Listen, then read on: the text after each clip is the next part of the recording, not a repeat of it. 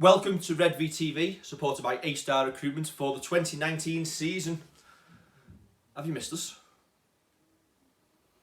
I've had 2 weeks of not being interrupted. It's been lovely. I mean, I've missed you, Dave. Yeah, good to see you. You too, Ken. It is the review show. Or the award show, should we call it, more than a review show. Because let's be honest, what's the review? We didn't do too well in the Challenge Cup final, but we won the one that matters. Yeah. Are we going to get straight into the awards? Why not? Right, first award then. Unsung Hero. Unsung Hero is a great one because I think everyone's had such a good year this year.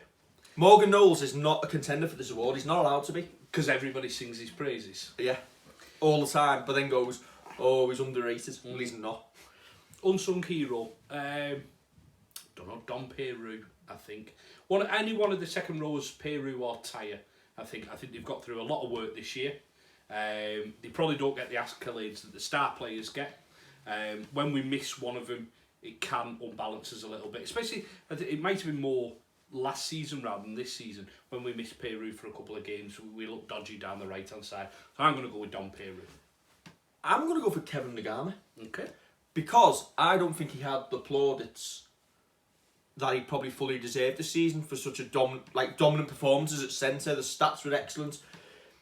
He was quiet a lot of the time, but he just went about his work and got through it and was an integral part of the season in the end. And essentially, he's become one of our star players without actually being recognised for that fact. Yeah, I agree with you, but I'm not going to give him Unsung Hero because after 2 minutes of the season, he scored a try and won us quite a bit of money, didn't he? 18-1, so he was already a hero in my eyes from then on. Kevin, you've bought your award. Game of the year. Now, our esteemed chairman was on in the aftermath videos, which you can probably see below, and he said it was obviously Wigan at home in that semi-final because it was such a dominant performance and probably the best we've had at the Totally Wicked Stadium. There's a lot of contenders for that award, isn't there? Some of the performances this year were sublime. Yes, that's it. I mean, you can point to say Wigan away on Good Friday. Great performance. Absolutely dominated them. That's it. It depends if we're going to do a performance of the year, as Eamon rightly said. Or is it the game? Is the game to come back against Salford?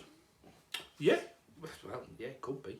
But no, I'd probably stick with Wigan. I think game of the year, just to go out and put that marker down in the playoffs when we'd been the chokers tag had been thrown about by all and sundry. To go out there and absolutely annihilate Wigan, just show them how to play rugby. For me, that was the performance of the year. Yeah.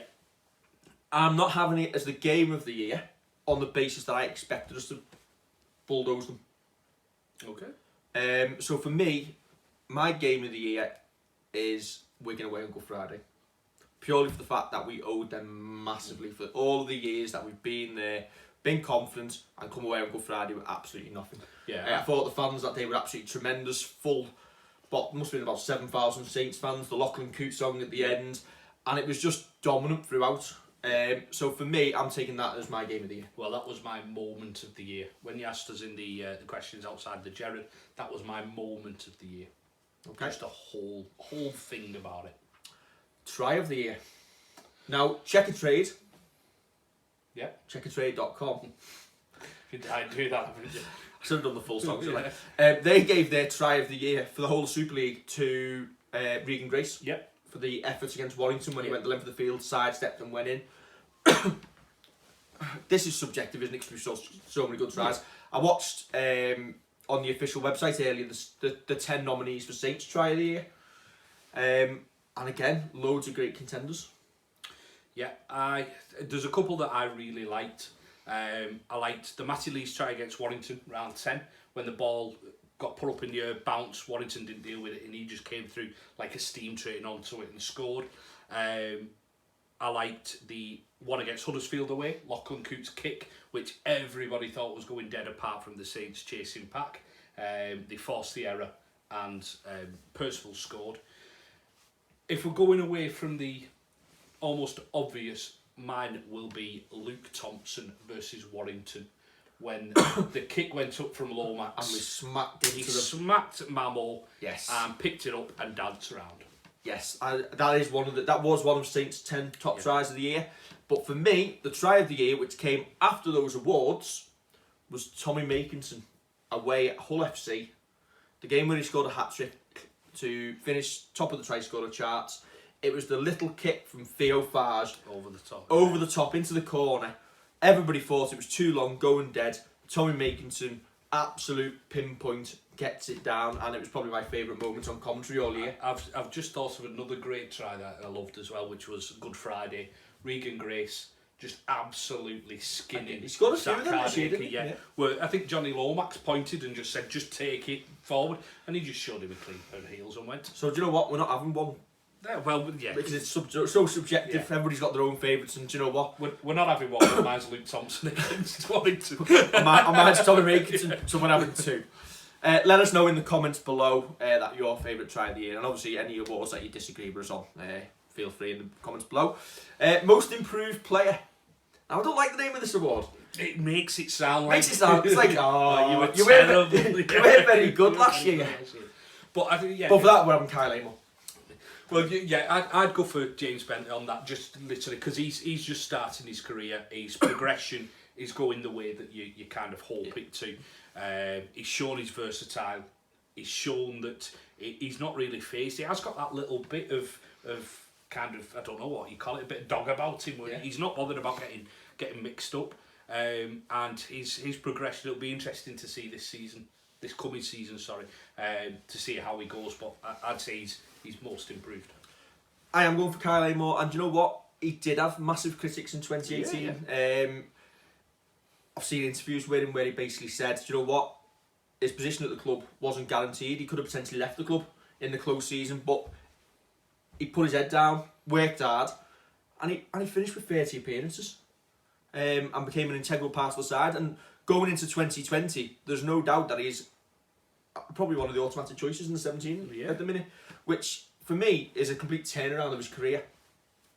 So for me, as good as Luke Thompson and Alex Walmsley have been, you can't just have two decent props. You need good rotation within that, and Kyle Amor, you get my nod on that one.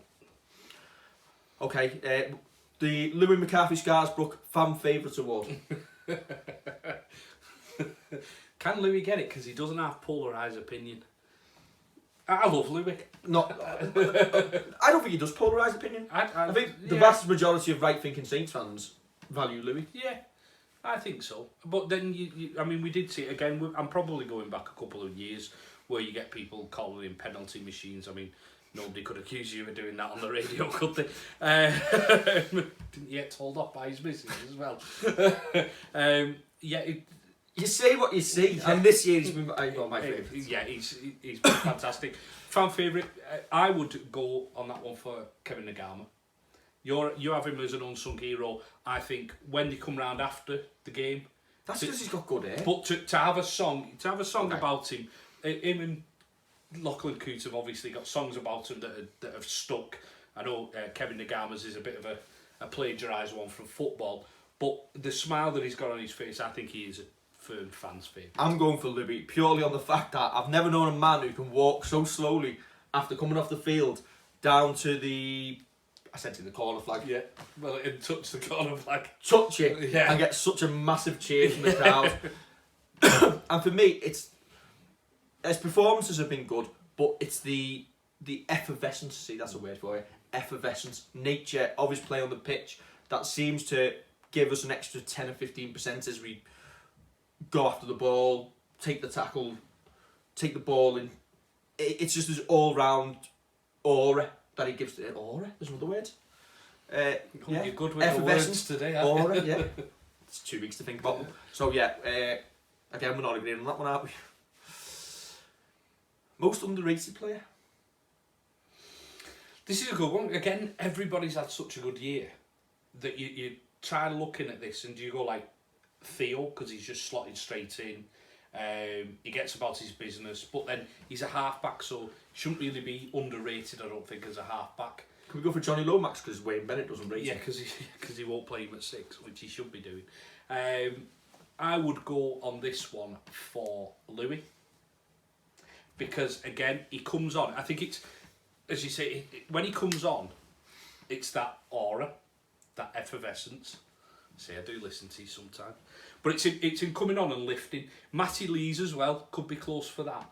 Because when you take Alex Walmsley and Luke Thompson off at the same time as we started doing early in the season and bringing props on to kind of keep that momentum going, Matty Lees doesn't take a backward step. And Louis been asked to kind of step back into the middle rather than playing as a second rower.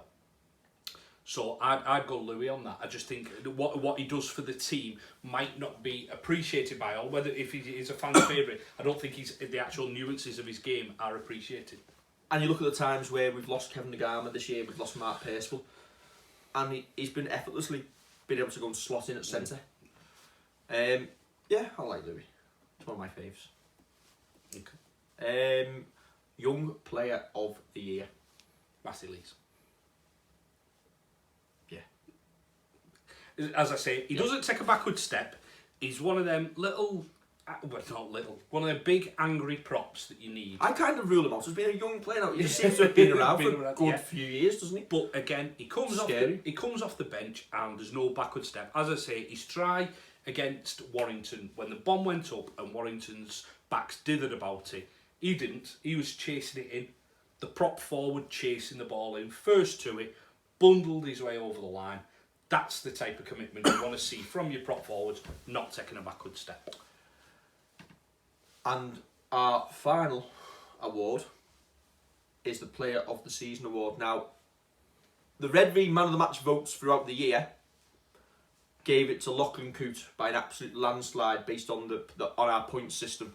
To the point where, give the last 3 games, I'll just give up putting it on. Because there was no point, because it was Lachlan Coote all day.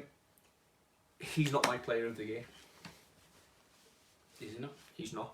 There are many contenders because we were such a good all-round team all year.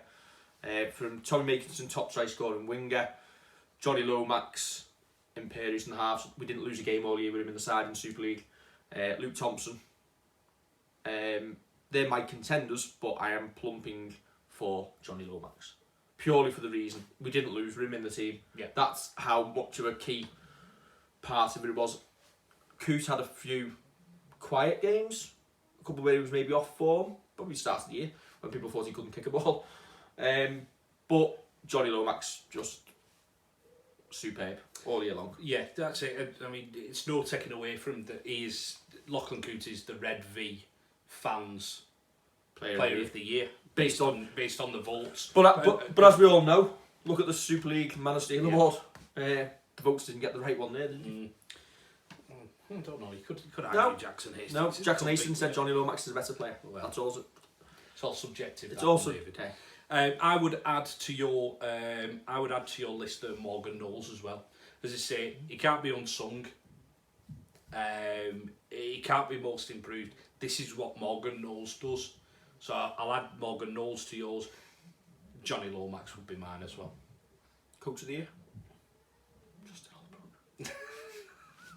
Who else would you pick for that? Club of the Year. Saints. Do we have to do biggest mess up of the year? I don't really want to do that one. No, somebody asked us biggest mess up. The games we didn't win. Yeah, biggest mess up of the year. I mean, you'd look at possibly the second London game, but there's a reason for sending the kids down there. That was 80 minutes in the legs that weren't at Old Trafford. Yeah. The means justified the end there. Yeah. So biggest mess up comes outside Super League. Yeah. And that's getting dragged into the arm wrestling with Warrington. And I think there was circumstances around that which you won't go into. Chairman of the Year. Doesn't need to be said, does it? No, it doesn't. And I think that is the review show done. Or the awards show. It seems ages since the season finished, doesn't it? Yeah, it does. It does. Already looking forward to the next one. For me, my award of the year, the Dave Lyon Redvee Award of the Year, goes to everybody who joined us on Redvee TV throughout the season. Because do you know what? It'd be boring if it was just us two. There's been some absolutely amazing moments people jumping around with us after we won the grand final. Songs after the Wigan game. Song after the Wigan game. Kev Cunningham bladdered at Wembley. But still managing to come on. Fair play to him. We got battered and I dragged him on. But yeah, there's some really good moments when you could probably put a highlight reel of some of our aftermatch stuff just to get a feel of how the season went. That's it. The likes of David Rigby coming on as well and helping out. Dave Rigby, Peter Elder. There's loads. We've got plenty who've come on and helped us throughout the year. And you know what? That's what makes it what it is. Yeah. So it's not our show, it's essentially your show as well. Yeah, so big thanks. Yeah, many thanks. And a final thank you on this awards show to A-Star Recruitment, who have helped support us throughout the season and allowed us to get the content out there every week. So many thanks to Tony, Sandy down at A-Star Recruitment. And if you keep an eye on the website, you will see jobs of the week from A-Star. So if you're looking for new employment, keep an eye on there, see what the job of the week is, and get in touch with the guys down there. I think we're done. Yep. Don't forget to like, share and subscribe. Share the video on Facebook. And let us know in the comments below here on YouTube which awards you agree with, which ones you don't. And we will catch you soon.